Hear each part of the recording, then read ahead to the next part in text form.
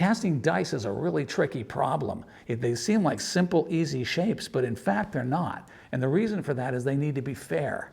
And by fair, that means that any number on the dice should have an equal chance of coming up.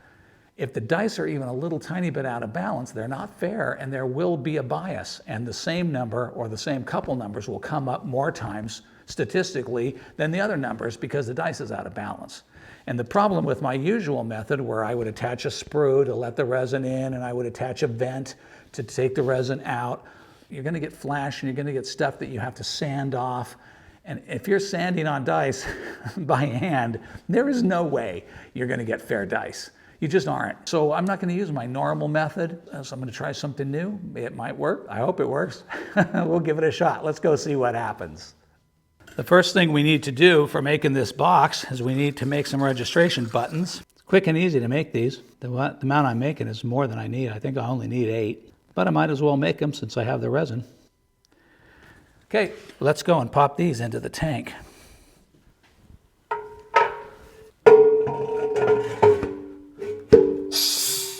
Check of the witness cup. Yep, nice and hard. Let's go pull it out of the tank. All right, we got our knobs. And you just pop them out one by one. You got to be careful to not damage the top surface. Doesn't really matter about the back. Got my little registration bumps. I built this box. I didn't measure anything. I took no dimensions. I wrote nothing down, no numbers. I just figured out how big a box I would need to hold these 5 dice. If you cut all of the wood that's the same width, all of these pieces that are the same width, if you cut them in the same pass at the same time at the table saw, you don't have to measure them. You don't have to mark them. You know they're just going to fit perfectly. Super simple. And to make life easier, what I like to do is mark out how the box goes back together. And you can number it, of course, or if you happen to have a jolly little collection of markers, you can mark up all your corners. There you go. Now, this box will always go back together perfectly, and when you wax it, it won't hurt the marker. What we're going to do now is put some wax on these pieces, and what I've got here is I got 2 boards here and here, and all they're doing is locking these little pieces. You know, when you have a small case like this, it's hard to hold the pieces. The trick to waxing is to get the surface of the wood, or whatever it is you're waxing, hotter than the melted wax. That way it soaks in. Fire up the heat gun.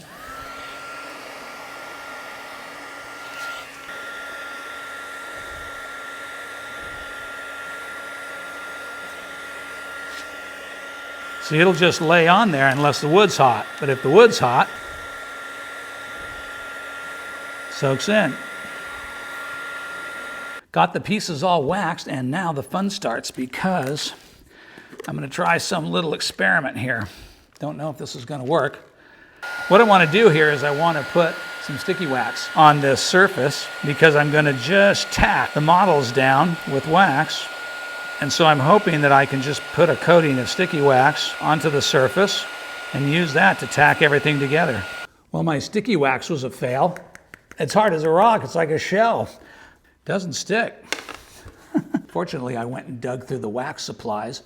Good old Freeman Wax sent us over the perfect thing. This is wool sticky wax, and it's wicked sticky. See, it says right on there, wicked sticky, and it's actually the perfect thing because it's positioning wax. I forgot I had this. Check this out. It's hard, it's solid, but, oh yeah, look at that. Perfect, sticks to it, but it just pops right off. No residue. That's exactly what we want. Let's get this mold base coated with this wax.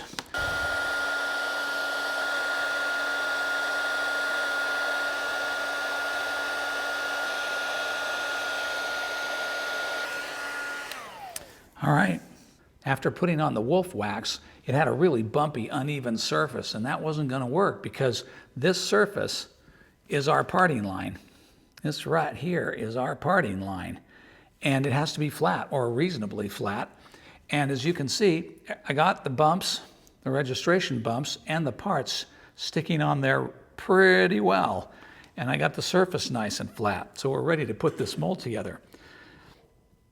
The thing is, they're very lightly held on. They're just tacked on there.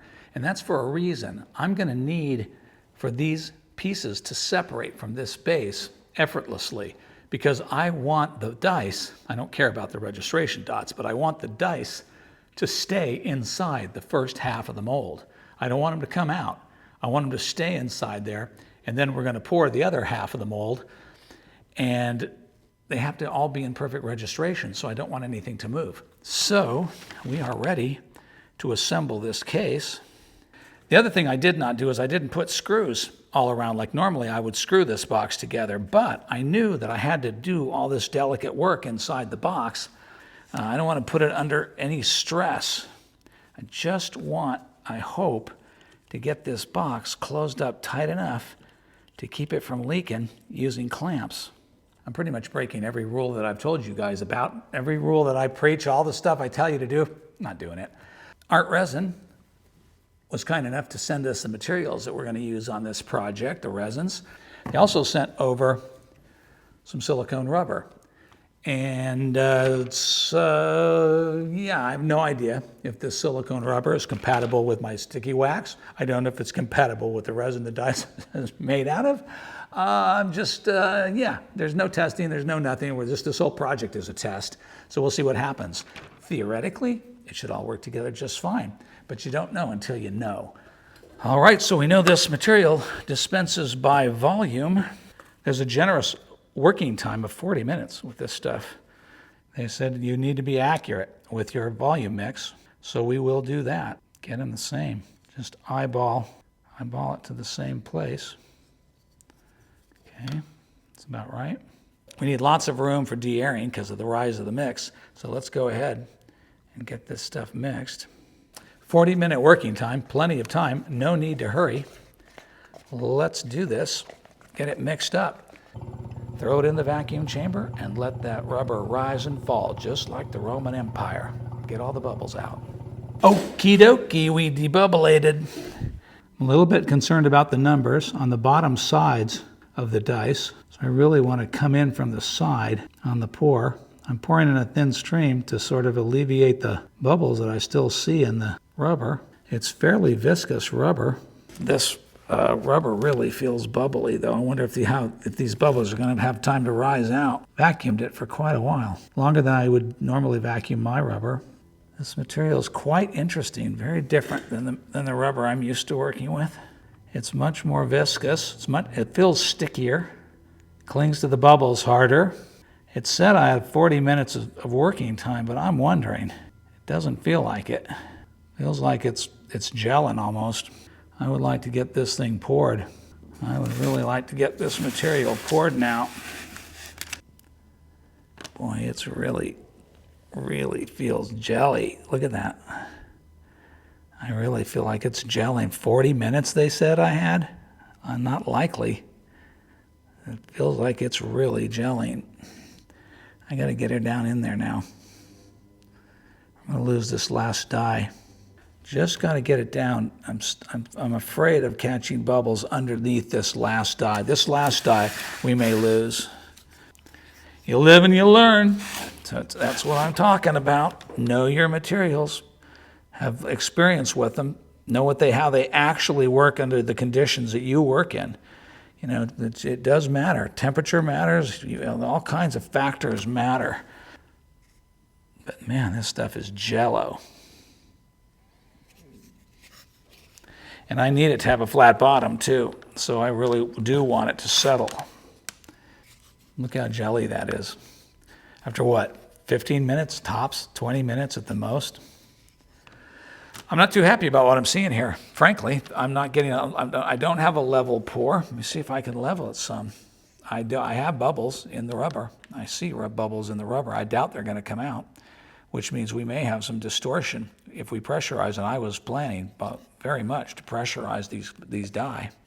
All good fun. It's all for fun. The rubber's cured, and the surface is really wavy and bumpy because the rubber gelled so quickly. My best guess about what happened with this rubber, because the manufacturer said it had a 40-minute open time, and it didn't have anything like that. So I'm going to say that this rubber was past its expiration date. Art Resin actually sent me this rubber I don't know, months ago, if not a year ago. It's been sitting in the shop waiting for a project, and I think it's past its shelf life, because that can happen. Manufacturers specify the shelf life of a rubber, and I think that's what happened here. But let's see what's going to happen to our project. That's the fun part. I was concerned that there'd be a lot of bubbles in it, and I'm seeing some, but I'm not seeing as many as I was afraid I'd see. But the real test of this project is going to be, I don't want to pull the dice out of the mold. I want to pop the base off and still keep all the dice inside the mold. And that worked like a champ. That was perfect. This has a chance of giving us a pretty good result. All right, and the buttons pop right out. That's good. See, I wanted these buttons to come out, but I didn't want the dice to come out, and they didn't. So I'm pretty pleased with that.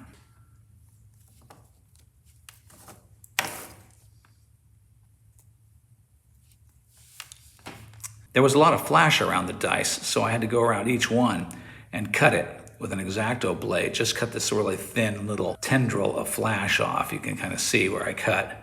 But I think it's going to work out okay. It makes this effectively a cut mold, and with any luck, we'll get decent, clean parting lines. So what we want to do now is we want to pour the second half of the mold, but we don't want there to be any stickage. The two molds can't stick together except on this one end. On this end of the mold, I do want the two rubbers to stick together, so I'm going to block this off like that so that I don't get any spray on that end part. That part's going to be the hinge of our mold. Let's get this thing sprayed up. I'm going to spray from all angles. I'm using MR150 parting agent from silpack.com. And it should, with any luck, if I hit it from all sides,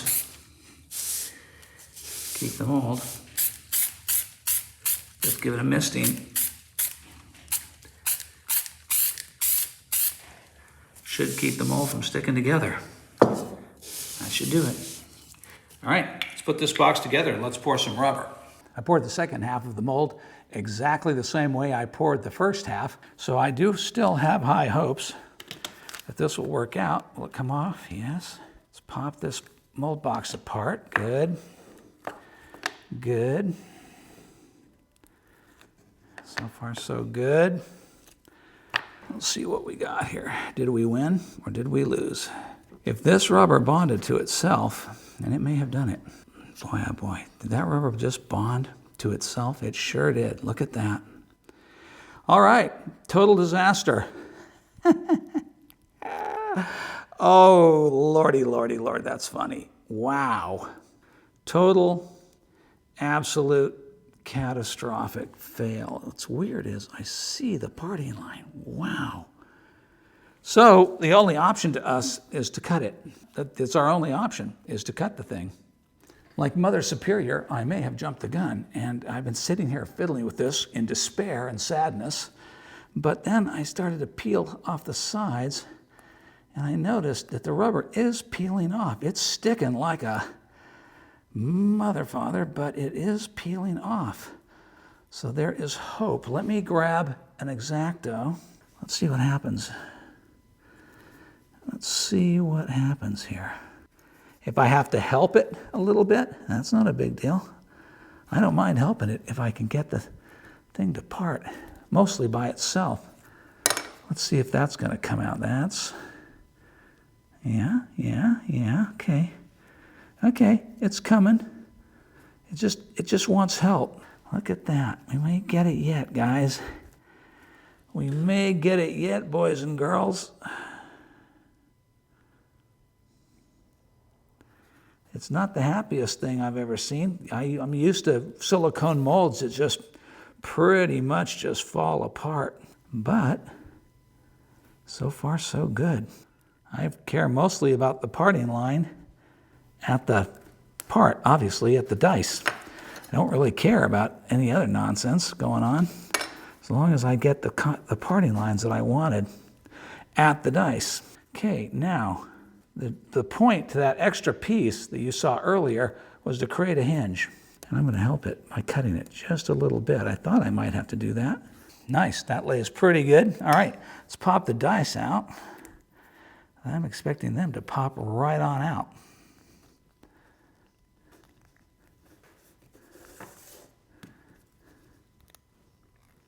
All right, all we need to do now is just kind of clean the edges of this mold up, and then we are going to be ready to cast it. Well, we got ourselves a mold. I'm surprised. I actually didn't think this mold was going to come out. It looks like it's okay. We have yet to pressure cast it, and then we won't know until we do. Boy, there have been some dicey moments this week, huh? But I think there's at least a reasonable chance we can get some decent castings out of this mold. I'd like to do some with the resin that Art Resin sent us over. Maybe tint it, maybe add some stuff to it, just have some fun and play with it. I'll also like to do some solid castings. So we'll be having some fun casting dice next week. Hey, if you like this video, hit that like button. It really helps the channel out. I hope you got something out of this. I hope you learned all the things you should never do. And I will see you next week.